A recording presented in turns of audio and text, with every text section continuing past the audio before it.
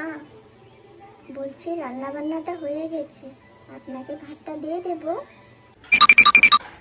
না না, একটু পরে খাবো। দাঁড়িয়ে আছো কেন?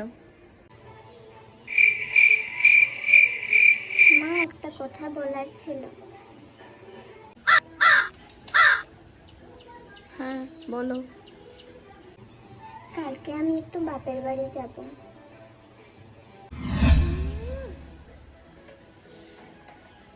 কালকে যেতে হবে না। কালকে যেতে পারবো না? ঠিক আছে, তাহলে পরশু যাই। না, পরশুও যেতে হবে না। পরশুও যেতে পারবো না? কেন মা? আর আমি যদি বলি সারা জীবন যেতে পারবো না? ঠিক আছে, আপনি তো সারা জীবন বাঁচবেন না।